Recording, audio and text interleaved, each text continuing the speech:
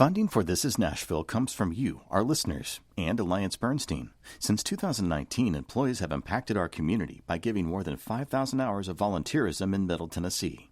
AllianceBernstein.com. Alliance Bernstein is not affiliated with National Public Radio. I'm Khalil A. Kulona, and this is Nashville.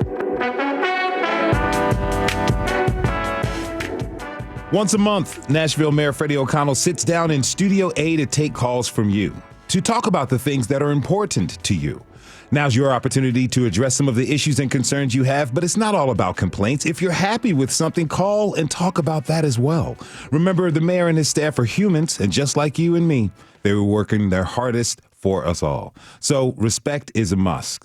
To ask Mayor O'Connell a question or share a comment, call us at 615-760-2000. That's 615-760-2000. With that, I'd like to welcome Nashville Mayor Freddie O'Connell back to This Is Nashville. Khalil, good to be with you, although I will say in the short space between my last appearance and this one, my hottest take of the year may be crumbling. What do you mean? Well, it looks like Will Levis may be benched going into the upcoming game against Colts. So. Yes, we are going to talk about that a little bit later, about the Titans and the Predators' woes and whatnot. But I have to say this. It was about a year ago we came up with the idea to do this and reached out to the administration, and you also gracefully accepted. And I want to, in a time of thanks, I want to say thank you for coming onto the air every month, either in person or by the phone, to speak to the people of Nashville and Middle Tennessee. No, it's worked out. I honestly feel like the fact that I've been able to be in studio almost every month, and see the great staff in the newsroom and the production team. It's been. I would say it just like being mayor. It's worked out mostly well, and it's been mostly fun. That's right. That's right. Okay, so I do want to talk about yesterday. We had a show about parking here in Nashville, and best believe the phones lit up. I'm sure they did. Yes. In fact, I was at a holiday gathering last night talking about parking with someone who I think may have heard your episode. Okay. All right. See, the reach, it's working. You know, people are kind of frustrated. They're running into, if you can't find parking at a residential neighborhood, because of nearby businesses or construction, people are trying to go downtown for a nice evening, and they end up paying a lot more than originally planned. I am one. People have had trouble getting tickets. I know you recently had a problem with a parking ticket. We had one gentleman who delivers supplies to downtown businesses in his truck, and he told us he can't find a place to park when he's even making his deliveries. He recently got dinged with a $90 ticket that he had to pay himself. One question that came up over and over again was, how did we get like this, and who is profiting? Let's listen to three of our callers from yesterday's show. Who allowed this to happen? Why, like over by Elliston Place, are the parking spaces pay parking now when they didn't used to be? And how in the world can a city make people have to have a smartphone in order to park? Who made it okay for QR codes to be introduced into parking when that means people who don't have smartphones can't even use the town of Nashville? How did that happen, and who allowed it, and who's profiting from it? That's what I want to know. Actually, I had a similar question as the previous caller, Chris, had. I was curious, like how most of the parking in Nashville has become privatized and for profit. Even the street parking, which up until recently was city run and very inexpensive, but now it's, of course, the cost has gone up, and a lot of it is for profit now. Hey, thanks. I wanted to piggyback on some of the most previous callers that I don't understand how we got here. This is not a downtown problem. It is everywhere you go in Nashville because they're all hot little pop-up neighborhoods. And I don't think it's just we've grown a lot, and I wonder who's profiting from this. Is there a revenue stream that the city's getting that they rely on from this? Or, who does it benefit? It's certainly not benefiting Nashville because the companies are terrible. They're just a pox, and there's no good appeal process with most of them.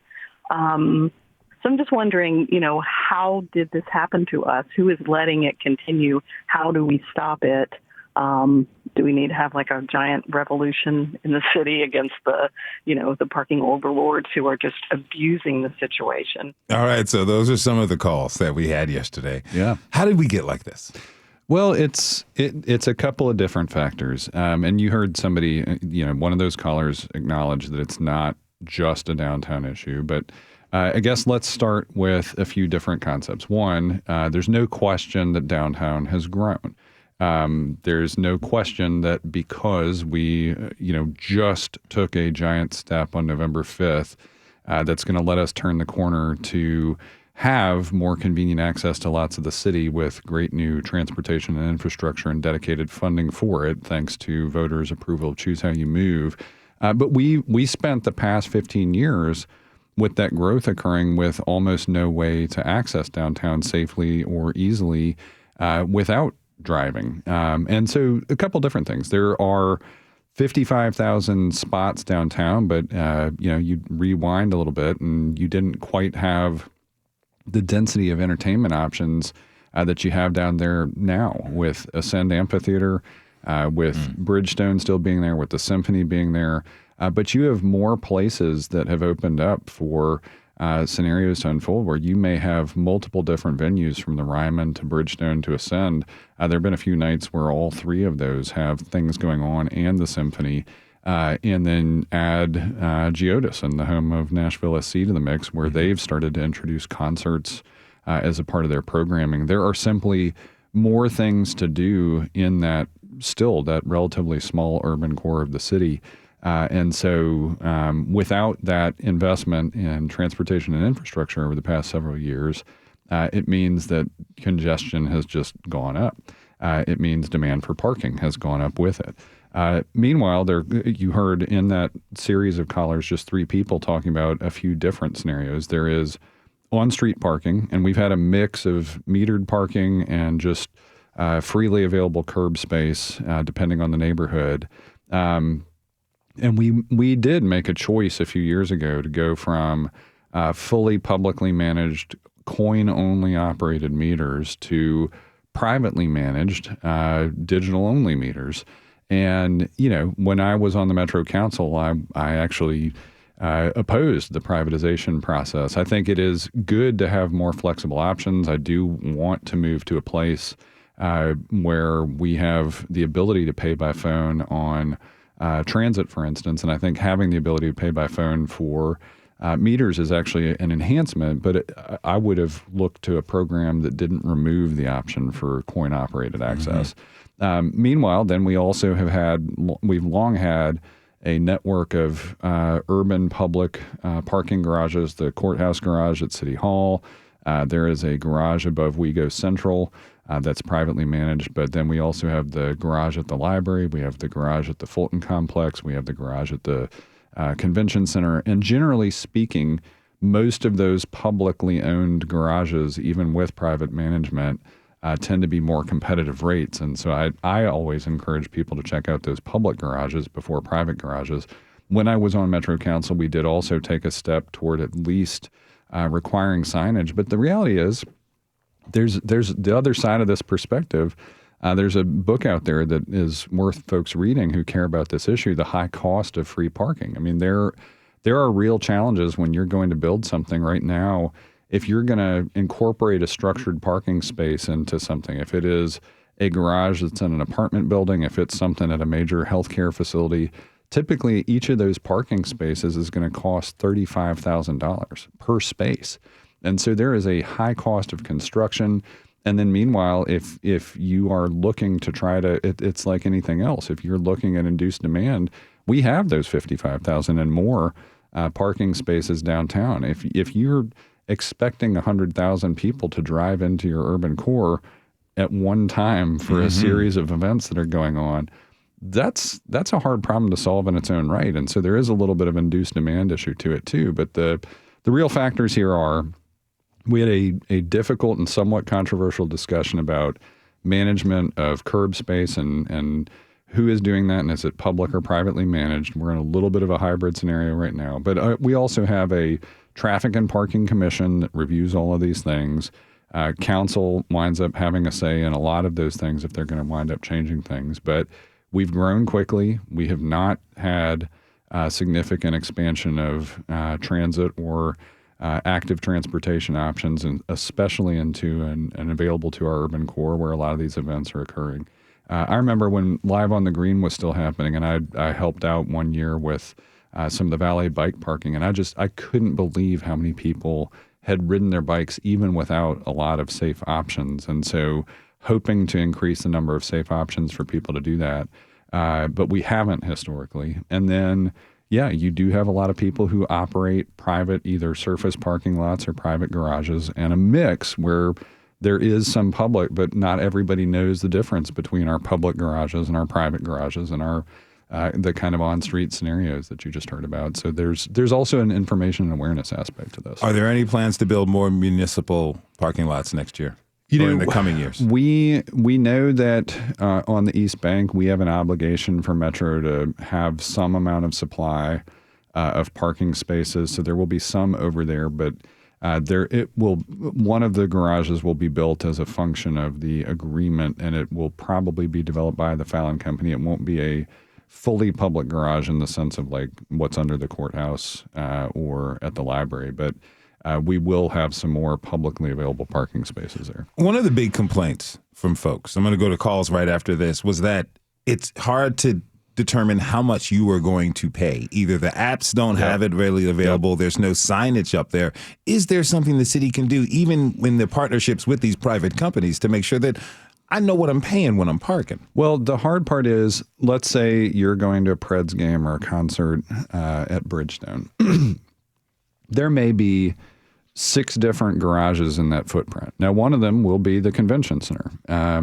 But those 6 different garages, 5th and Broadway, any of the other places that have publicly available parking, they are all generally going to be privately owned, independently operated, and may have a different vendor, right? It may be Metropolis, it may be some other, it may be one of the other operators in the market that are operating those. And it's kind of like rideshare, where you may have a different rate choosing Uber or Lyft. I mean, they are not required to coordinate to make. In fact, they may find a disadvantage of coordinating to make it easier for users, and that's one of the hardest parts is the parking market. They're seeing the demand side, and they know that they're able to command competitive prices there. All right. This is Nashville. We're talking with Mayor Freddie O'Connell. It's your turn to ask the mayor. If you have a question, call us up, 615-760-2000. That's 615-760-2000. We're going to go to Carl Meyer in Nashville. Carl, thank you for calling, sir. What would you like to share? Well, Mayor O'Connell, I really appreciate what you did in getting your transportation option through.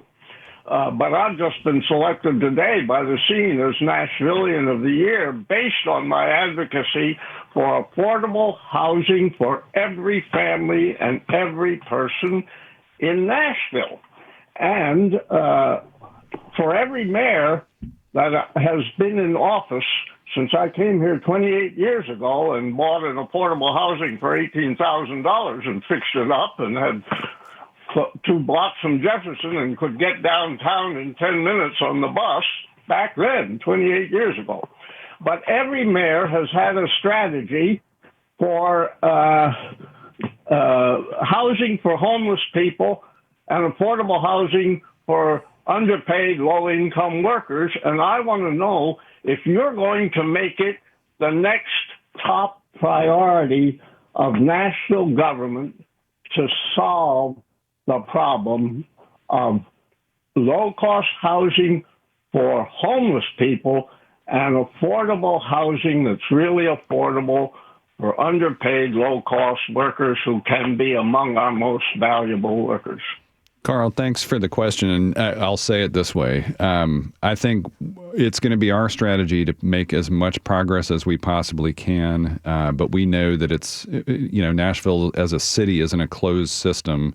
And so solving it as we continue to grow and we continue to have people who arrive in the city in various socioeconomic conditions, we're going to try to take care of everybody as best we can. But yes, as having gotten electoral support for our transit improvement program, We are expecting in just the next few weeks a unified housing strategy from the housing division at Metro. We've had some very good discussions about accelerating delivery of permanent supportive housing after the successful construction and opening and starting occupancy of Strobel House, which is our first public permanent supportive housing facility. We want to get better at that. We've got some scattered site data from the $50 million we were able to invest specifically in that. But housing is going to be a key priority for us, but not just housing. I've always thought that housing and transit were closely connected as policy, and we also know that overall cost of living scenarios in the city are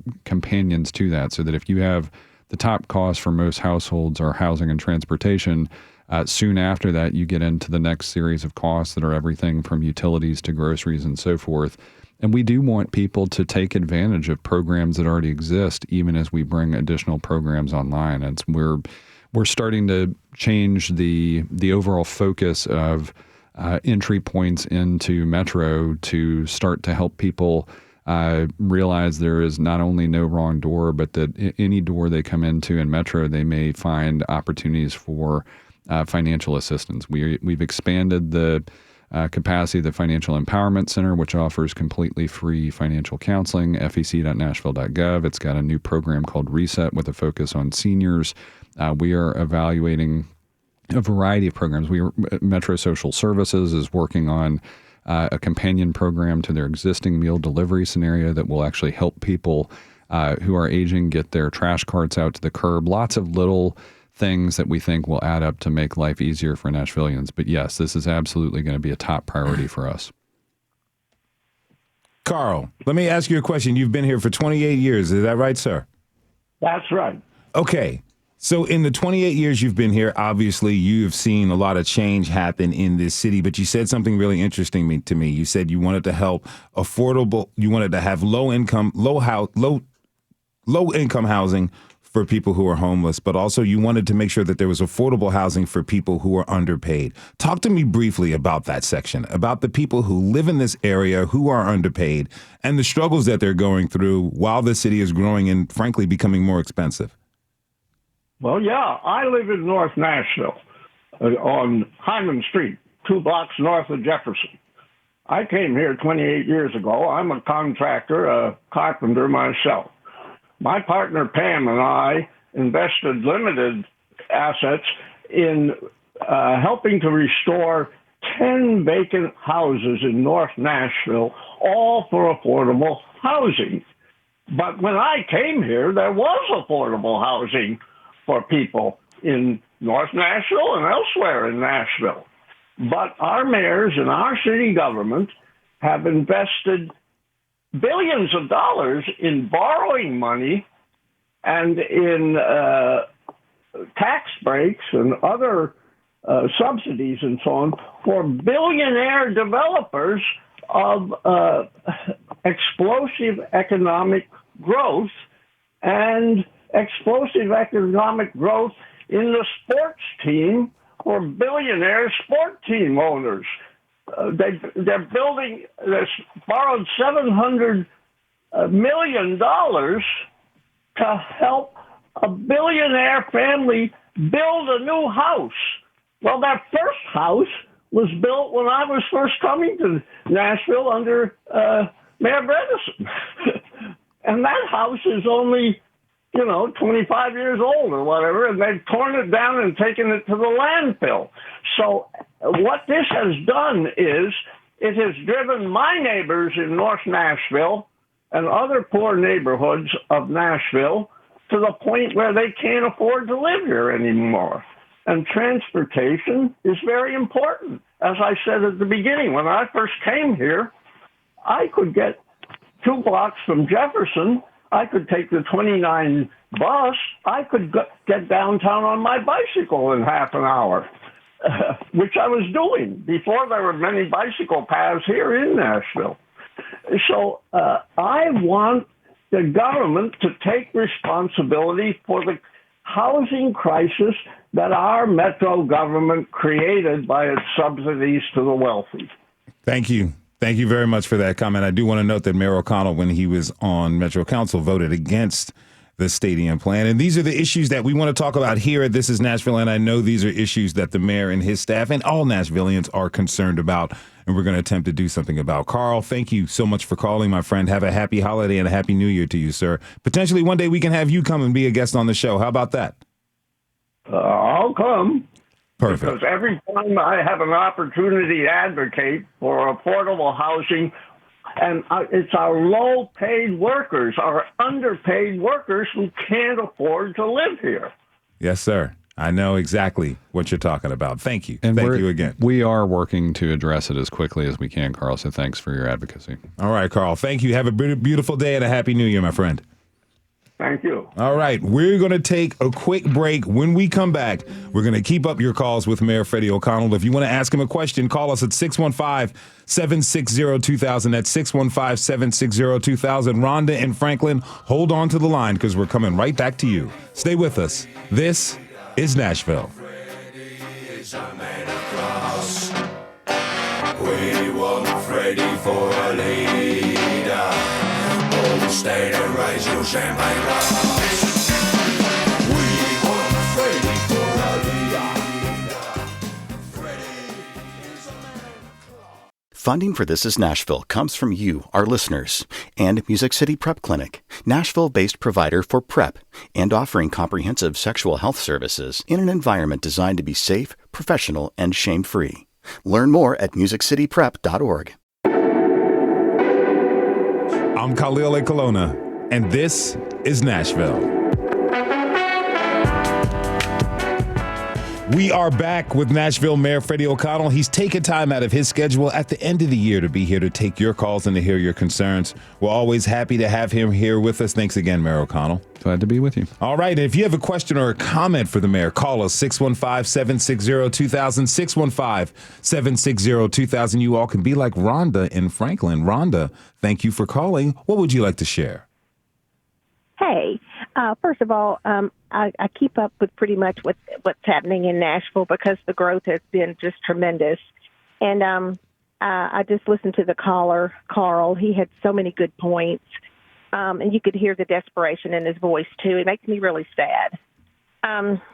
So I guess my concern is Carl's, for sure, and also just being a nurse, making a decent salary, there's no way I could live in Nashville. I'm able to rent something right now at a decent price, but that's just because I got lucky.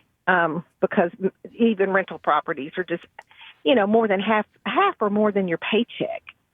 So yes, the homeless for sure needs assistance. The underpaid and it's moderately paid. It's really out of control. And that really concerns me from Nashville and the surrounding areas. Billionaires, they're billionaires, and I'm happy for them. But they really don't suffer or have concerns, basic need concerns, as most people do, I don't think. Also, so with that in mind, my hat's off to Carl for calling. I know that took a lot for him to do.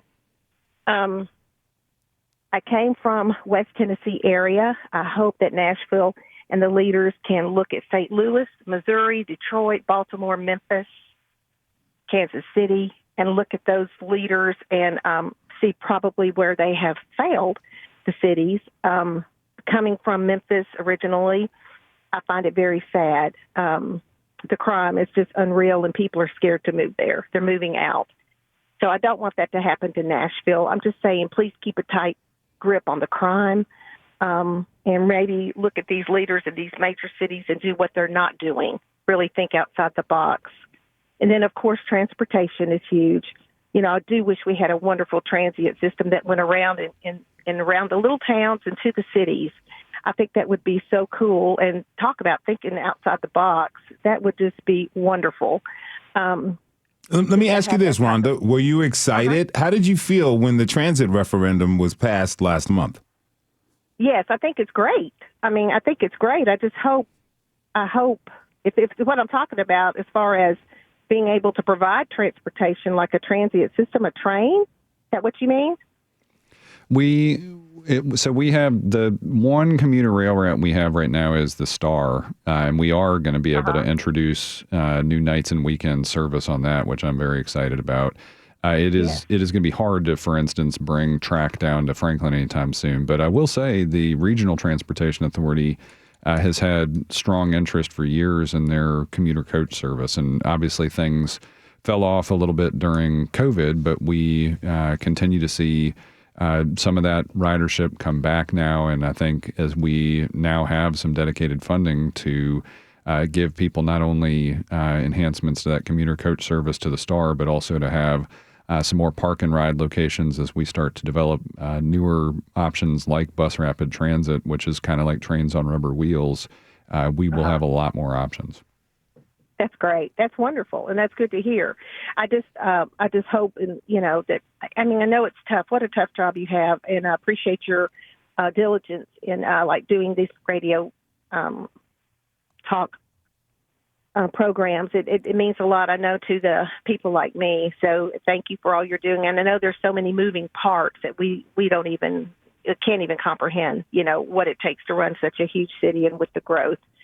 But just please keep in mind those cities that have really, really struggled. I just don't want Nashville to ever go down that route. I've had quite a few people that have come through the city, though, and said, Rhonda, there's no way we could live there. The traffic is just horrendous.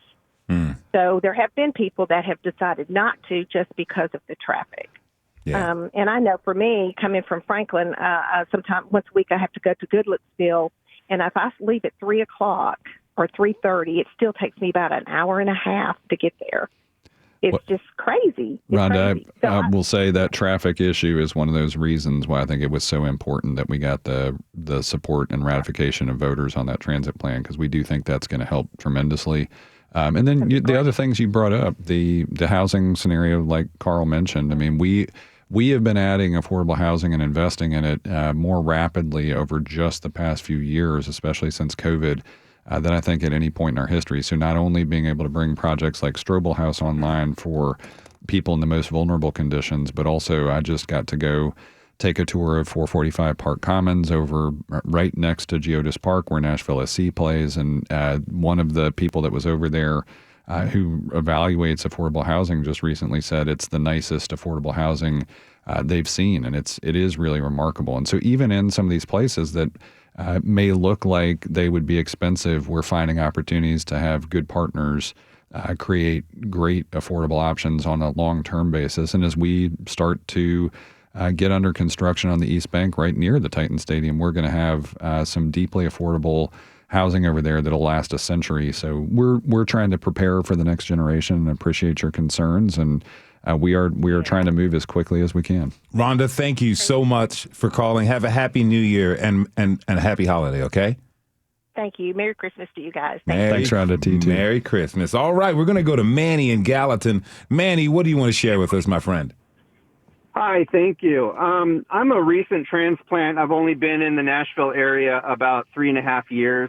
But the referendum that was just presented, I was a little disappointed that it seemed to focus more on bus transit systems for low income or unhoused people or elderly, which is a noble cause, but I don't think it necessarily alleviates traffic congestion or gets people to leave their cars to take cars off the road. I'm a season ticket holder for Nashville Soccer Club. I frequently go to Bridgestone and Nissan Stadium for sporting events. I travel to BNA quite frequently. I would love to have some type of park and ride system where I could go to these main traffic glut type events and not have to bring my car and add to the problem that everybody else sees as congestion because it's momentary. And I would love to see that versus more parking structures or more bus transit systems. I don't think adding people to freeways or adding more riders to buses is necessarily a good fix because unhoused or low-income people will be using those, for instance, for cold weather warm-ups or just kind of clogging and congesting those means of transportation rather than the people that would actually remove cars from the roads. Well, Manny, I guess what I would say is I hope there's good news for you, and I'd definitely encourage you to visit nashville.gov/transit and check out the whole plan. Those were elements of the program, but included in it is exactly what you're talking about. We've been excited that all season long, the Titans on home game days have made the entire MTA system, WeGo Public Transit Network, free. And Nashville SC was even earlier partner to that, making home games with routes serving the stadium free to all riders. We do have multiple park and ride locations anticipated. We're going to have 17 in the program, with 4 with new express service, and we'll be serving the airport with the best service it's had in really ever for transit purposes. And so I think with our WeGo Ride service, which is supporting colleges and universities, Stride program supporting not just students but faculty and staff at Metro schools, with large employers like Vanderbilt University Medical Center and the university itself, the state and Metro and other corporate partners, you're going to see all kinds of people having access that they've never had before and take advantage of those transit programs, including to and from special events. So we've got great special event partners. The special event trains for WeGo Star continue to sell out regularly for things like New Year's Eve. And so my hope is that you're going to see everything you're hoping for in what we just approved. All right, Manny, thank you so much for giving us a call, my friend. Have a happy New Year and happy holidays to you, all right? Thank you very much. Can you repeat the website that I can find it on, please? Sure. Yeah, it's nashville.gov/transit. Thank you, guys. Happy holidays. All right, thanks, Manny. Happy holidays. All right, Mr. Mayor, I do want to ask you a few things. So the Titans have arranged it with WeGo to make buses free for home games. Yeah. They better be, considering what the Titans are doing to us. Well, I want to talk to you. We have a couple minutes left. Sure. You made a prediction about Will Levis. He is being benched. I didn't make a prediction necessarily. I made a hot take. My hot take was that they should stick with him, and with the season winding down and the Titans clearly out of the playoffs, I still feel like this is the time that it should be a proving ground opportunity rather than an experimental moment. But so I'm sticking to my outlook on this here, but it looks like they're going in a different direction, at least for a game. So let's look at next year, the 2025 season. There's QB options. Right now, the Titans are in the mix to have a top 5 pick. There's only 2 quarterbacks people are talking about, Shedeur Sanders out of Colorado and Cam Ward out of Miami. The Titans may not be in the mix to get that pick. If not, do you think the Titans should do something like sign Sam Darnold, who's playing on a 1-year deal with the Minnesota Vikings? He's playing very well, got him at a great record, career year for him. Bring in an established veteran who's only 27 and still in his prime. It's really interesting because if you look at what Coach Callahan has said after every game, they're clearly trying to figure this out at a team level, and I think that's what coaches and quarterbacks have to do together. And I mean, look, I'm not in the locker room for those conversations. I'm not at the practice field, but if you've found Levis's greatest moments across this season and last season, I mean, there's an athleticism there. There is an ability to see the field, and I think if they can stabilize, there's still great potential there. But there are a lot of variables in it. It's going to be interesting to see what they do. Win or lose, we still love ourselves some Titans. The other thing I'll leave you with is this week, the Metro Council agreed with our recommendations in our capital spending plan, and so for another year, we've been making deep investments in maintenance, and we hope that Nashvillians will start to see the benefits of some of the infrastructure investments we've made, state of good repair. We're ending the year with approaching 50,000 potholes filled with better preparation for winter weather, with new snowplows here and more on the way. We're trying to do everything that I think today's callers have talked about, which is make this the best Nashville for Nashvillians it can be. Well, thank you very much for being here, Mr. Mayor. Thanks for having us. Happy holidays to you and the family, and get some rest, okay? I will do my best, and to you as well. Excellent. Thanks, Khalil. Thank you. All right, we're going to take one more break. When we come back, we're going to talk about Santa and all of his glory with Leslie Eiler Thompson, creator and host of the Niche to Meet You podcast. It's going to be a jolly good conversation. Stay with us. This is Nashville. We want Freddie for a leader. Stay to raise your champagne glass. We want Freddie for a leader. Freddie.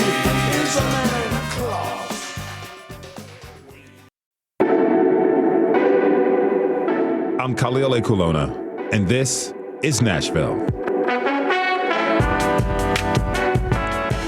Our next guest is Leslie Eiler Thompson. She's creator and host of Niche to Meet You, an investigative storytelling podcast about little-known niche interests. She recently released a 3-part series on professional Santas. Leslie, welcome as a guest. Thank you. To This is Nashville. Boy, it is so good to be here as a guest It on is. this side of the microphone. You have helped us out with a few episodes you have produced. Yeah. They've always been wonderful and fun. Well, thank you. How's everything going?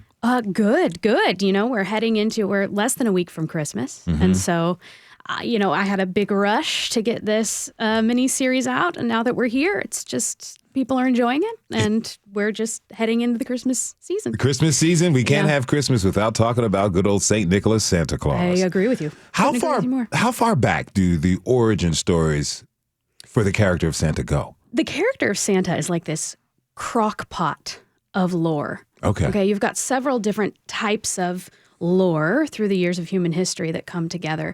He actually predates Jesus, some of the earliest traditions. So Scandinavian cultures talk about having an elf, a benevolent elf that would live in their house.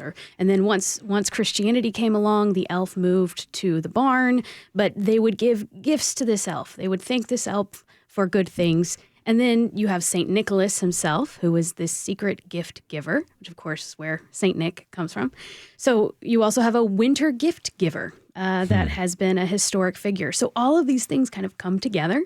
And then when immigration happens into the United States, there's like this mass of different languages and cultures and traditions that then come together in this figure that was talked about in a poem, which we'll get to.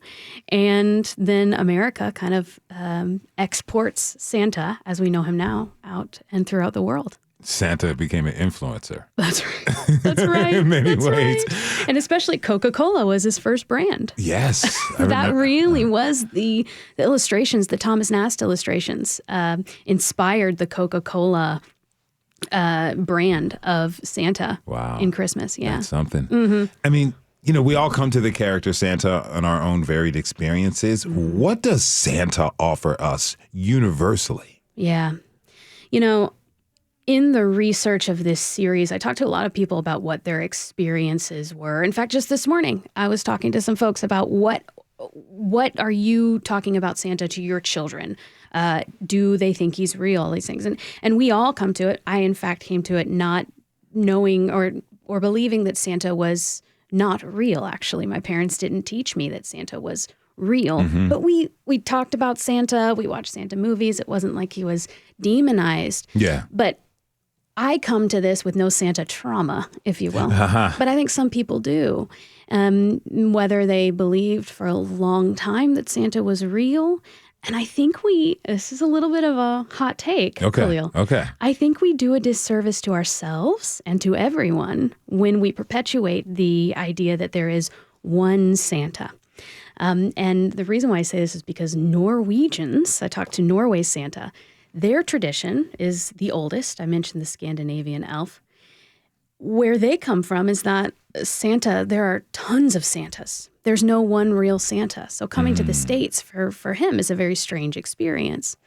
And when we do that, we rob ourselves of the ability to learn what it means to embody hope for all of us. Santa is an embodiment of hope. So Santa doesn't belong to one particular region, one particular people. Santa's for all of us. Santa's for all of us. And, the North Pole lore and narrative is great, and it adds to the sort of mystique of this person. But I talked to Jerusalem Santa, who has a workshop in the middle of Jerusalem where people from all over the world, he has people from every religious background that come to visit him. And the questions he gets, especially since October 23, things like, when is my dad going to come home from war? When will the war end? And he's still relevant. The idea of embodying hope is still relevant in every culture. And that's what Santa can do for us.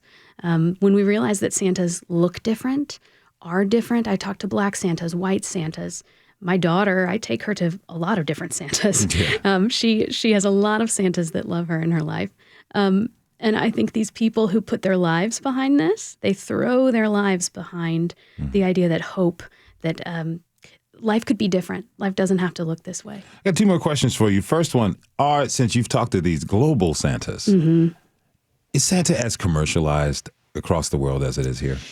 You know, in my research, we are pretty good at commercializing Santa, aren't we? We're real good at it. Yes, we are. We sure are. You know, Jerusalem Santa is a very grassroots sort of his workshop is 700 years old. It's a 700-year-old building in the middle of the holy city.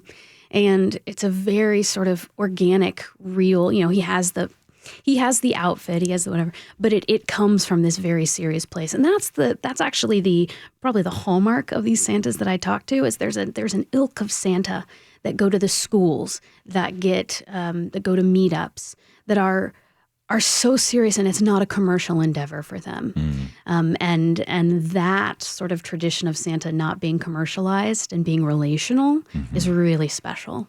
Now, you've brought with you a special feature that's premiering today on This Is Nashville, never before heard. Can you tell us about it? Yeah. So if you've listened to the series, and I hope people who are listening now will, there are several Santas that I spoke with, lots of them, and I used some of their voices to read 'Twas the Night Before Christmas.